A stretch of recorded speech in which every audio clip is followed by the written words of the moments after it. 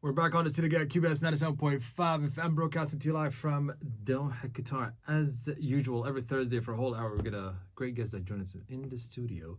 We carry a great conversation, and we'll keep the rest throughout the hour. Big shout outs to my guest tonight, Dr. Mailie Harris here in the house. Big shout outs to you, docs. Hey, how are you? How you doing? I'm very good. You Happy know to what? be here. First of all, happy Thursday. Thank you so much for joining us tonight. And I'm really curious because I kept saying your name so many times wrong. I have a unique name. Yeah. It is not traditional. I'm from Canada, but it's not a traditional Canadian name, and nor do I know where it's from. It's Mailie.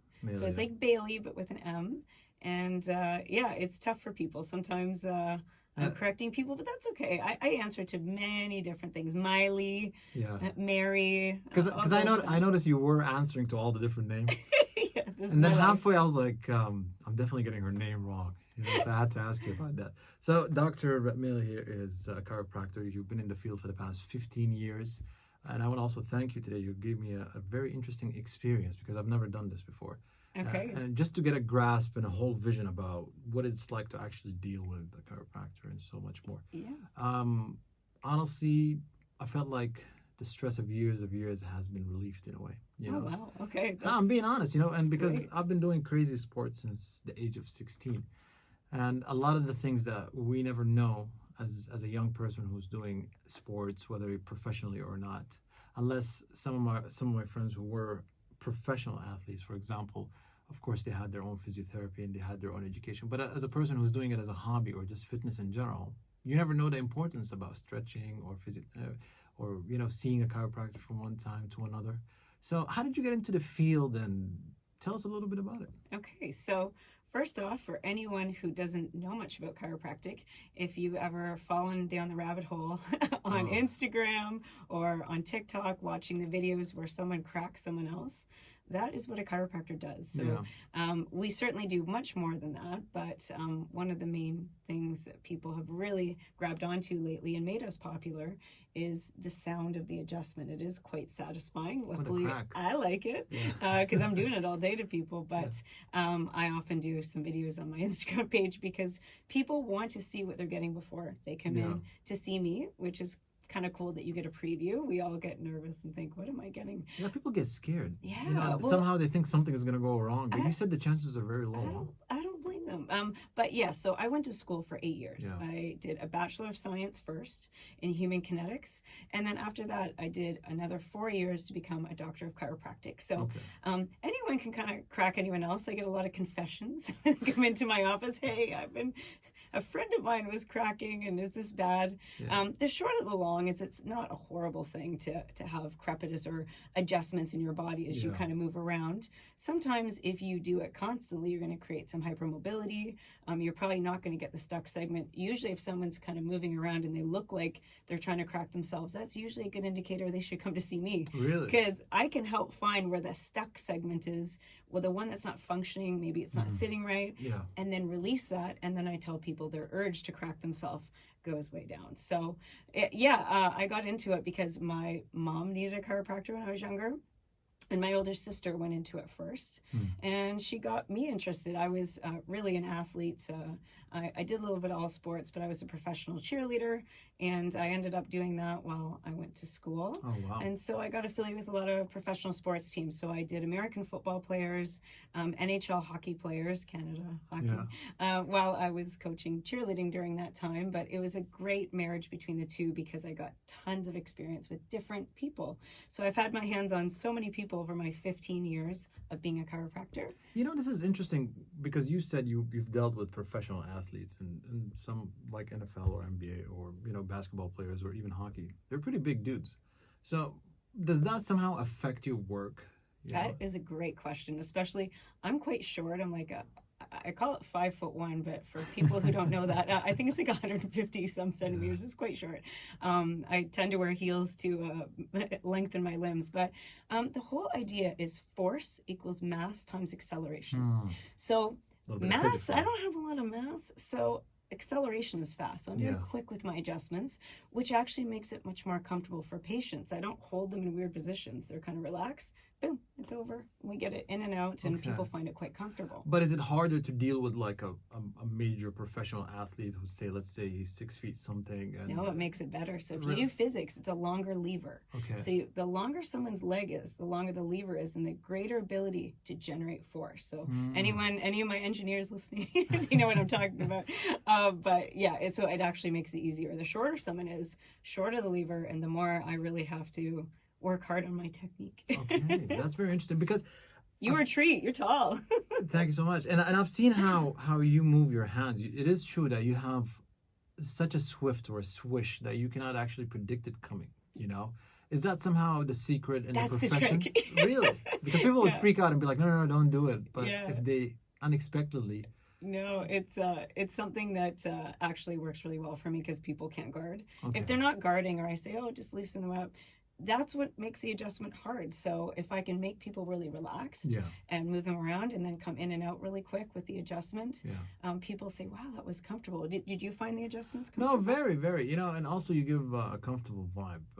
A lot of times when you want to see a doctor or you want to see a dentist or anyone in the field, I think the most important thing is just you feeling relaxed around them. You know what I mean? And that's a good thing. But one of my most common questions that are always stuck in my head when it comes to chiropractic. Is there different types of techniques? Is there Yeah. different types of methods for it, or is just one kind of like? No, that is a great question because that's one of the most defining characteristics of our profession. If any of my listeners are here and they've seen one or two different chiropractors, you know, you Yeah. could see someone completely different. There's schools all over the world, especially a lot in the US. I trained in Canada, but definitely people's techniques are different and even their personal approaches. So when people ask me, you know, I have some back pain, should I see a physio, a chiro, an osteopath? Who do I go to first? Yeah. I usually tell people find out a referral from any of those people because we all are very similar. We're physical therapists, so one is not superior to the other.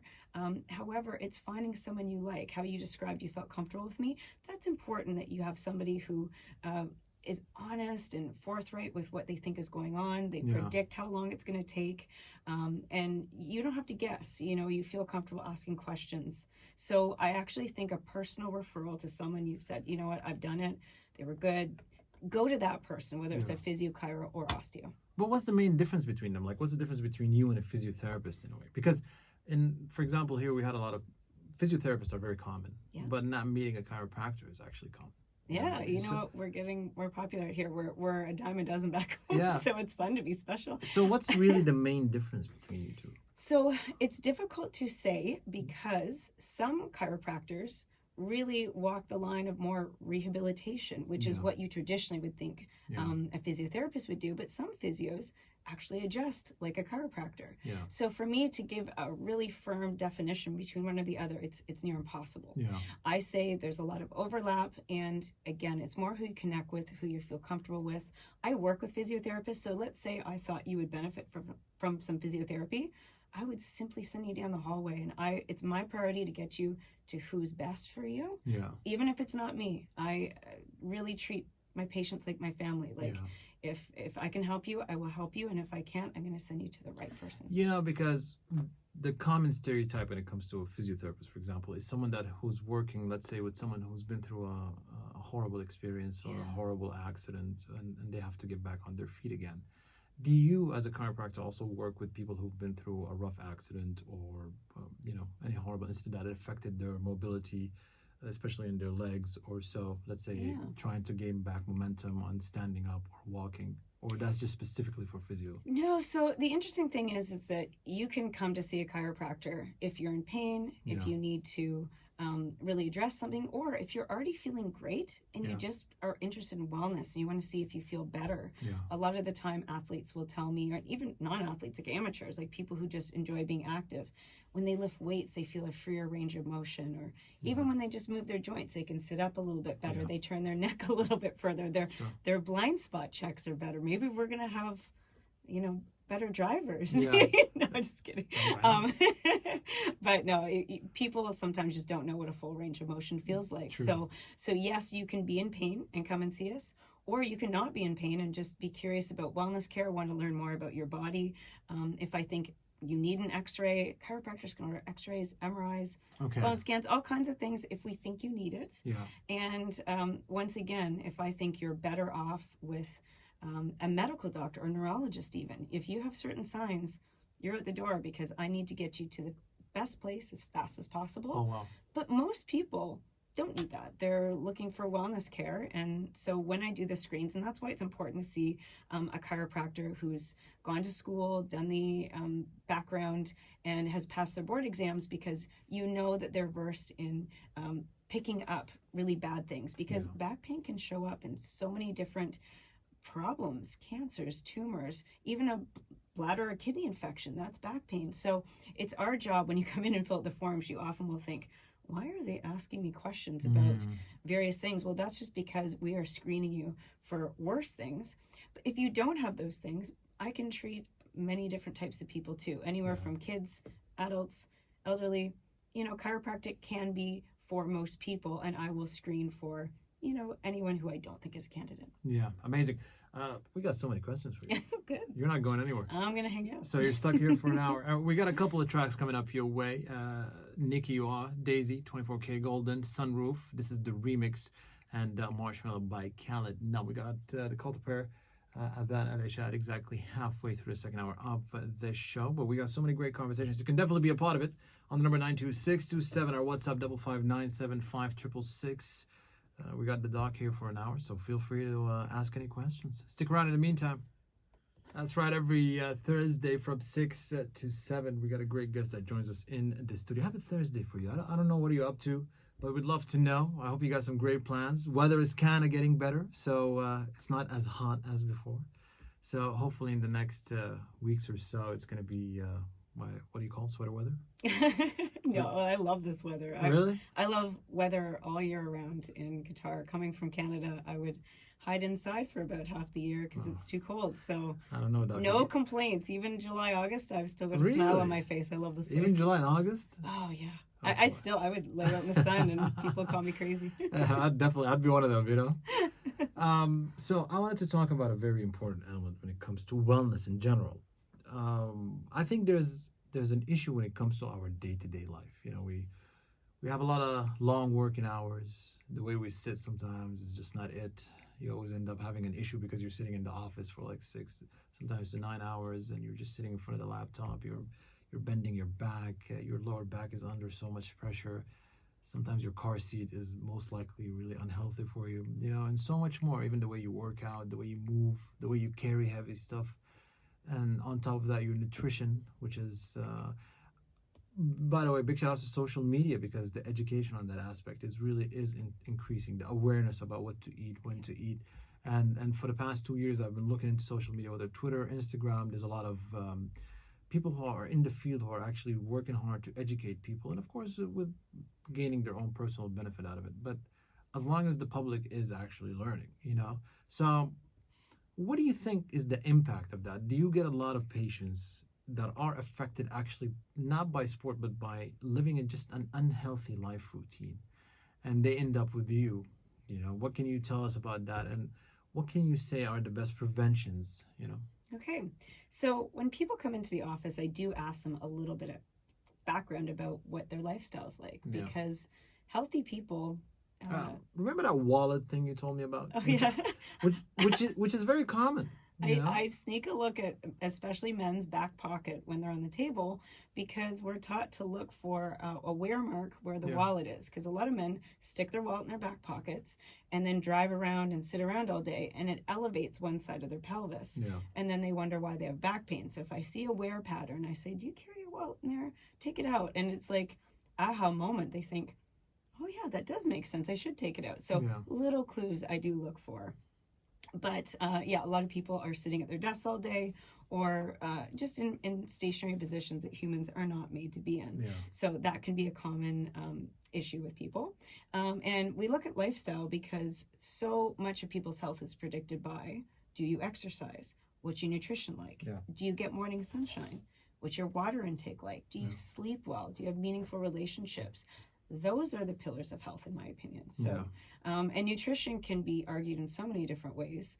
My mind has changed especially due to social media, because I follow certain people that influence me. Now, I don't take everyone's advice, but what I do is I take out little pieces that make sense to me Yeah. and I investigate them further. So, I mean, you have also an athletic background yourself. I mean, you used to compete in physique, and you're very Yeah. knowledgeable about that field of Thank you. staying Yeah, I've fit. ran And a half marathon. yeah, I did a fitness competition, so I've leaned down. So I do understand sort of the basics of how to lean properly yeah, and safely.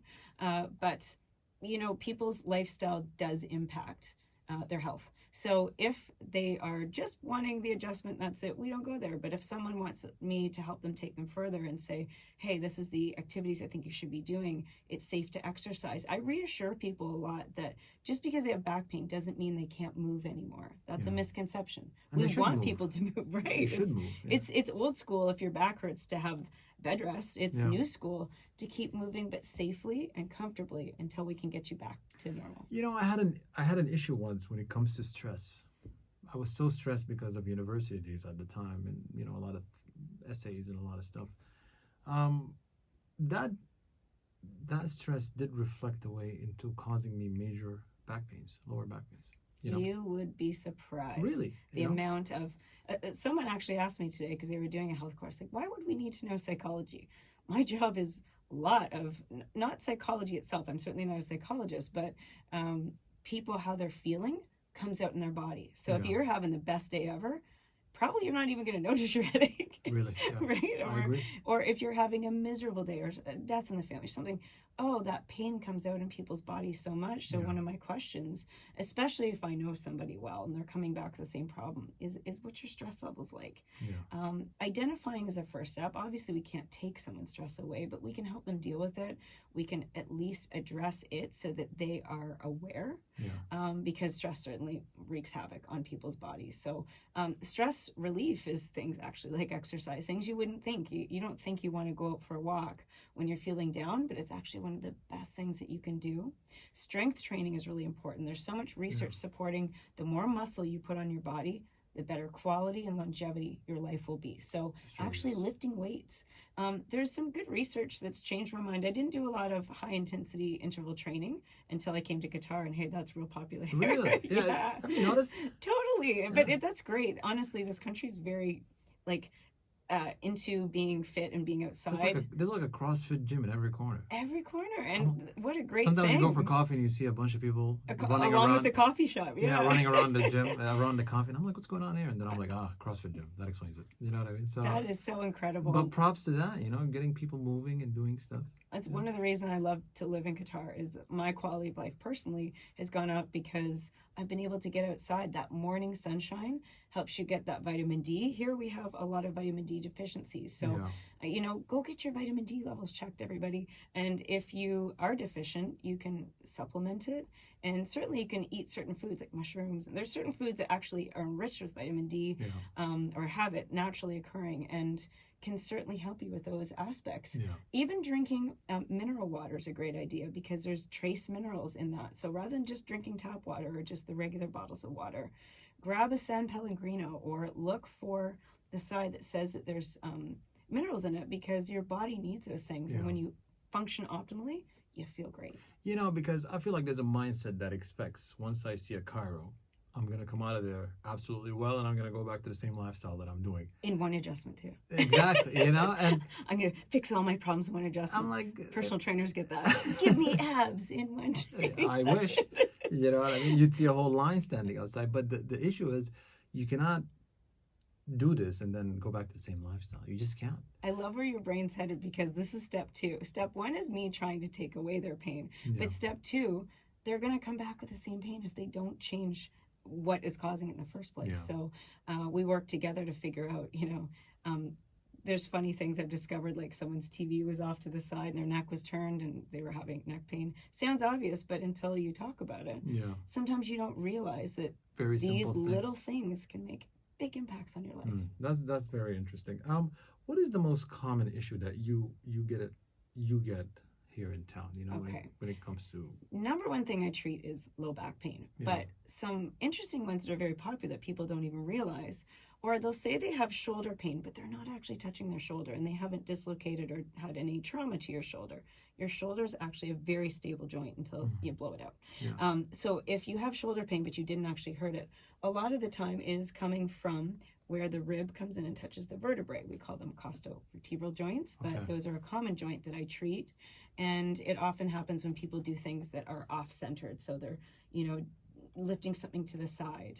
And it will feel like a pinch down your shoulder into your back. They'll say it's between my shoulder blades, and it kills. And when you put your hand behind and you push down, you get that release. I think I did that on you today. Yeah. It's a lot of relief. So I see that, chronic headaches, plantar fasciitis, tendinitis, either forearms, back of the legs, calves, hamstrings, those all get tight. I do some soft tissue therapy with those smooth metal tools. Yeah. If you're interested, you can see videos on my Instagram at Dr. Mailie. It's DrMailie.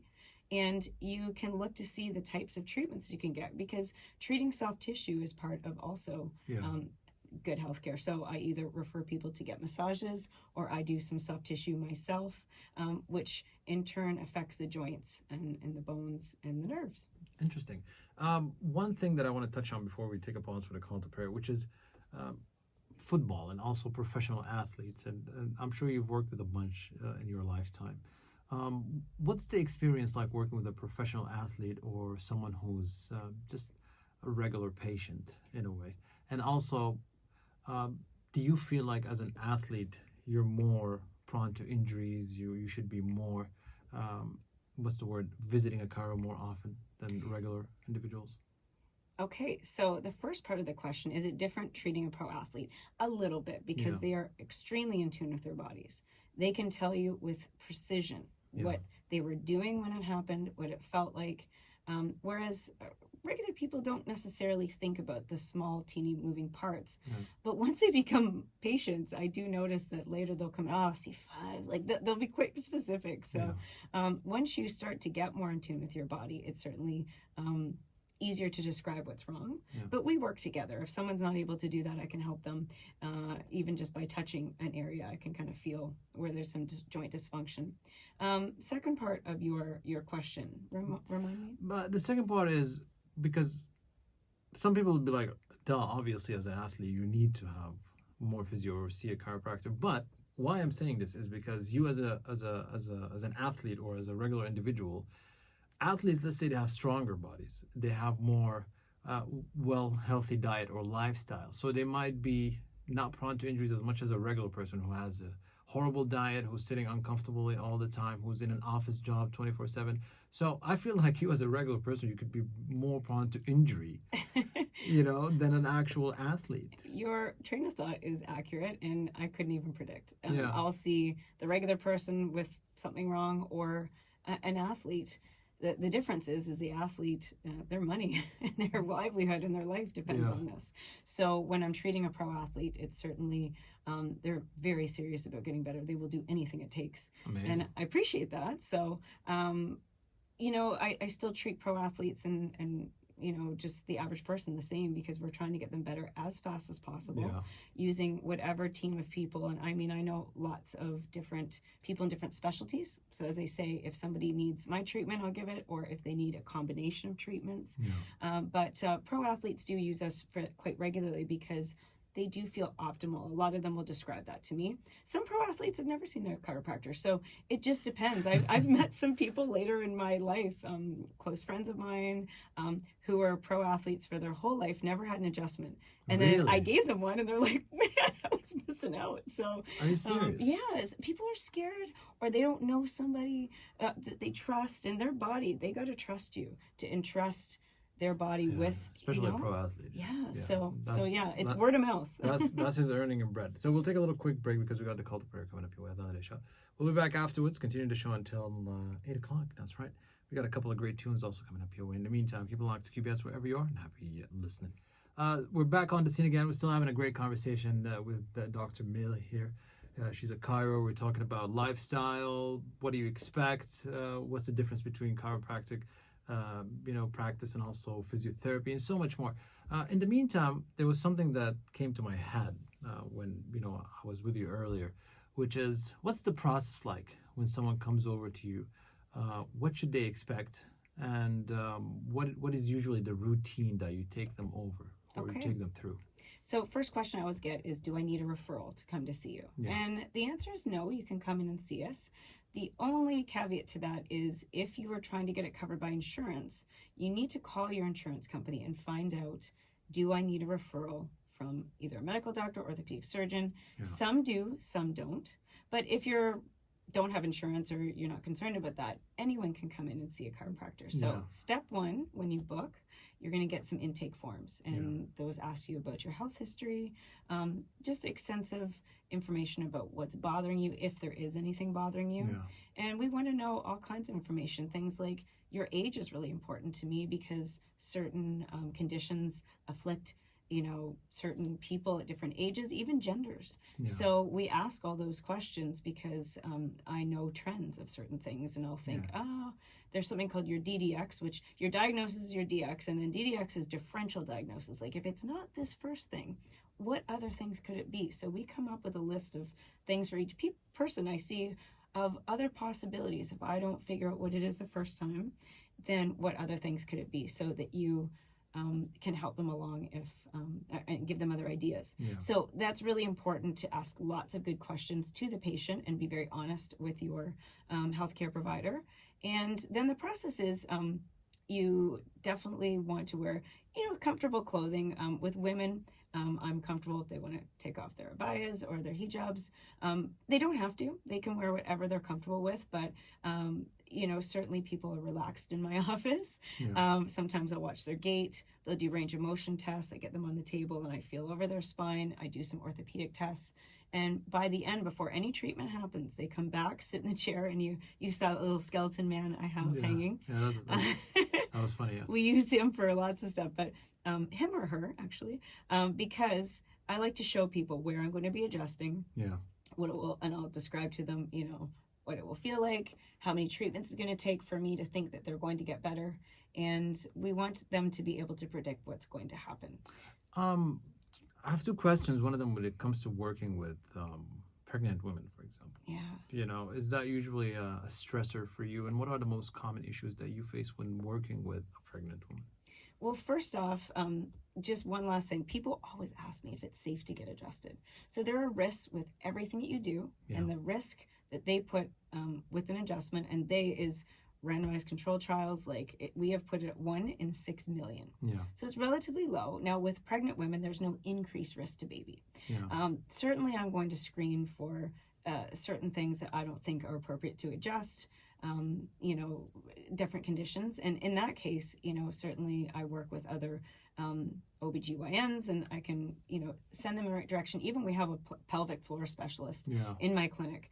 But I do adjust pregnant women. We had a large pregnancy practice back in Canada. I say we because I practice with my older sister. Yeah. And when one pregnant woman has a really good experience, they tell all the other ones. Yeah. So you tend to get tons of people in your And office. do you recommend it for pregnant women to actually see a chiropractor throughout their pregnancy? Because there's no medications. We're not affecting the baby. I don't go near the baby when I adjust. I adjust the chest, the low back, but I avoid the stomach, obviously. And one of the benefits is that they can't take meds to deal with pain, because that's going to cross over the placenta. Yeah. With chiropractic, there's no medications I'm putting in. So definitely people feel comfortable. I often invite, if the husband wants to come in and talk about it too, we talk together and make decisions. Yeah. But it's in my opinion, very safe. I treat lots of pregnant women, and a lot of them didn't know they had the option they could come in because they weren't sure it's safe. So this is a great conversation to have, and even about the safety of it. There are risks. We're clear. Yeah. If you want to accept them, you go ahead, and if you don't, then you go home and take a Panadol. I don't know. There's risks of that too. So. Does it usually, as a feedback, does it usually give an easier pregnancy experience? It just depends on the person. Yeah, it depends. But there are some studies and case studies that show that women who get their pelvis adjusted, they're just more relaxed because they're not tense, because things are moving. Yeah. And it probably makes for an easier pregnancy. But each pregnancy is different. Okay. I know women will tell you one was different than the other, was different than the other. Yeah. So certainly if you're having pain, even coming in for a consultation, if a patient just wants to come in and talk, I welcome that, because when they want to get treated, I want them to want to get treated, not feel, I want them to even be able to ask me any questions. So even on my Instagram, you'll see my number is listed, and it's actually my number. You can WhatsApp me if you have a question, or I check my DMs. But sometimes people are just curious about specific questions. If they want to book an appointment, I of course send them to reception at my clinic. But if they have a specific car-related question, like, hey, can a pregnant woman come in? I certainly will personally answer it. I usually, get back to them as soon as I can. If it's not right away, it's same day at some point. But I want people to be able to ask these questions, because chiropractic is kind of newer in Qatar. People have seen the videos. They don't even know they can get it here. So many people said, oh my gosh, you're in Doha? This is great. And I was actually recruited because I'm a female chiropractor with lots of experience, and they wanted more females here because many people are just more comfortable with a woman, and especially if they're disrobing. This is something very interesting, because earlier throughout the experience that I've had with you, also you were mentioning the fact that there was an issue with my legs, where one was shorter than the other by a little millimeter because of issues that I had. I don't know, you of course you can explain that more, but in reality, when you hear something like that, you feel like this cannot be fixed through chiropractic. You feel like this is something, when you hear it, you feel like you can fix that, or I have to go through surgery in a way. You know what I mean? Like, it sounds so big, but in reality, it's just so simple as a technique. Some things are subtle. So we're talking between the difference of a structurally short leg or a functionally short leg. Okay. Structurally, you might have broken it. It's shorter. Or some people's legs, a lot of people do have a shorter leg than the other. However, functionally is just a joint is restricted. The muscles are pulling up around the area, especially if you're in pain. The muscles often spasm, and it pulls one side up a bit, and then it hinders the healing process, because now you're putting abnormal weight on one foot compared to the other. Often with an adjustment, if it is in fact a functionally short leg, I can see a bit of a difference when I'm done. Either it drops right down, or you see an improvement. If I don't see an improvement, I suggest that maybe they have a structurally short leg. You can get heel lifts, or if it's quite a discrepancy, then we would refer them out. Very interesting. Also, this is something that it came to my mind, and I was very curious about when it comes to being in the profession as someone, you've had at least 15 years in the experience. Throughout the journey that you've had, was it always harder to get the attention or the approval of people when you have like no experience at all? You're just starting up, but now when you say 15 years, 16 years, they're like, oh, there's a relief. She knows what she's doing. Did you face that issue when you were just starting out? Because I feel like you would. I got a good story. This is a great question. So when I first started, yes, I didn't know anybody. I just moved to a new city too. And I did know this promoter. So I'm in Edmonton, Alberta, and that's where my practice was. And this promoter brought this pro wrestler in. So he was a WWE wrestler, and I can say his name because he publicly endorsed me, Bobby Lashley. If you don't know who he is, Google him. Bobby Lashley is massive, and he was a WWE wrestler that was fighting an MMA fight, and he needed an adjustment, and the guy said, I know somebody. So I treated him. I got good adjustments, same laws as before. He's tall. I was able to adjust him. He won his fight. And he actually was kind enough. I asked him, would you write me a testimonial? He said, no problem. He wrote me a testimonial.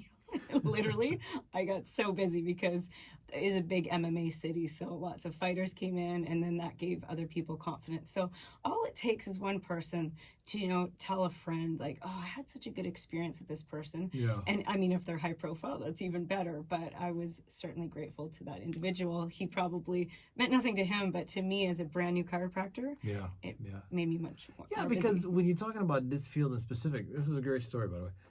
You guys should definitely save it for the books, But in reality, being in this field, you would freak out if you're just sitting on that bed or something, and then they would say, "Oh, this is my first time doing it." Or this is my first spinal, spinal adjustment, or anyone like personally, surgeon. I would get up. I'm not gonna lie, Oh. I would definitely get up. Well, that also we practice a lot through school. So even when patients are like, I'm nervous, I was like, think about me laying on the table. I have to let the next guy adjust me, who has no idea what they're doing, in order for me to practice on him so that we can get good. So keep in mind, I was adjusted by people with zero experience in chiro college and vice versa. But through that, I did kind of a residency as well. So you've treated lots of patients as it is. and then you can't help but become seasoned over the time. I mean, I've been a full-time chiropractor my entire career, so I dabbled in sports on the side. I was a pro cheerleader and ran halftime shows and stuff, but that all ended up kind of feeding back into the chiropractic world because everyone has back pain. Everyone has some sort of pain, and they want to ask you a question. And whether you meet me on in the ice rink or on the street, or you book an appointment, you want to feel comfortable with the person asking them these questions, and it afflicts everybody. I agree. So now you're here, you're in the city, you haven't been here for a very long time. What's next for you? What's your plans? And also, we got the mega event coming in, FIFA World Cup 2022. What's your take? What's your experience? Tell us a little bit about what's next also, especially for you. Okay, so I've been here just over a year. I love Doha. I've been having an incredible time. I have a friend from home who I used to work at the Toronto Argonauts with.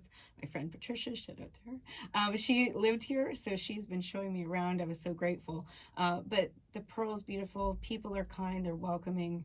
And I've had a really great experience. I love the weather here too. So my plan is to keep doing chiropractic. It's incredible to share with people who haven't experienced it before. I will be going to World Cup. I got the Canada Games. They were a real hot ticket. Just kidding. We don't really usually make World Cup. I think it's our first time in 34 years. Yeah, congrats. Oh, we're so excited. Yeah. So you got a tough group, but you made it. Yeah. Belgium, we're going to kill them. Yeah. I'm just kidding.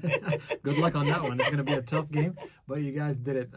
So where can people reach you? Where can people follow up with your updates, your advices that you share throughout social media? Sure. You're a good educator in this field, so I think you would benefit a lot of people here in town, whether they're just regular people or professional athletes, or just in general. I even come into workplaces and I do health and safety talks. Especially if you have chiropractic benefits. I just went into Qatar First Bank and talked to them about safety and just taking care of your spine at work. So yeah, if anyone especially office work wants to come and have me come to their office to talk about that, that's a possibility. I'm Dr. Mailie, DrMailie